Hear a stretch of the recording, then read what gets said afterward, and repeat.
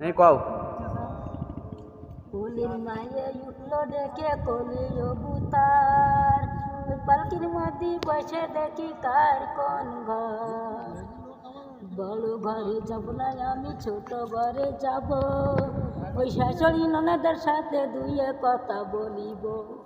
ও স্বামী গেছে ধান কাটিতে কাদের জঙ্গল ফেলে